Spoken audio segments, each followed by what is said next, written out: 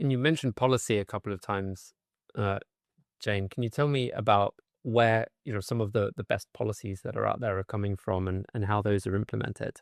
We're seeing some really careful policy making coming from all over, really. But so we've worked with some of the Gulf countries on this, and because they are quite often quite far ahead with the technology, I think they're seeing the need to make sure that um, implementation is thought through, is careful, is sustainable. Um, so definitely there. Um, I think that countries like Singapore, we work with Singapore. Again, we're seeing really thoughtful.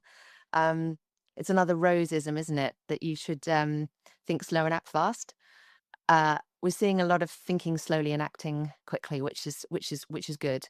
Um, Naturally, uh, a lot of the a lot of the action is coming from those higher resourced contexts. But some of the most interesting conversations I've had around AI and policy and what to be careful about have not necessarily come from those contexts. So, some of the countries that are involved in the EdTech Hub AI Observatory, the minister from Sierra Leone, Conrad Saki, the way that he's thinking about what AI should and shouldn't be doing and how to make his education system really efficient, um, so that it's used really carefully in the spaces where it can deliver the most value without, um, yeah, without having to kind of widen equity gaps or make assumptions that just aren't realistic. So how does that work then for you?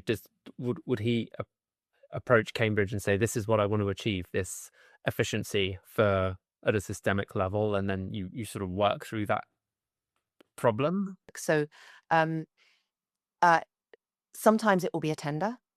Sometimes it will be a relationship that we already have with a country. I mean, we've been working with Singapore for a very, very long time. I think about 80 something years. I've probably got that wrong, but a long time. Um, and in that case, they are almost sort of um, pushing us to innovate with them, which is wonderful. They know what they want. We are already their partners, so we are evolving to make sure that we can provide them what they need. Um, in other instances, it will be more around a desire to do something within the education system which will transform it, and an expectation that somewhere along the line that's going to involve AI because of a cost efficiency issue, because they want to to embed more AI learning into their classrooms because they know that's going to be really important, or whatever else it might be. Um, it exists on a whole spectrum. But the lovely thing about working for Cambridge is that we are long-term partners. We are not transactional. The expectation is always that from day one of working with a new partner, it's like, oh yeah, we're gonna be friends for a while. So we get to see these situations evolve, and we get to work through all sorts of changes and disruptions and opportunities with our government partners. So you can usually see these things coming from a little way off.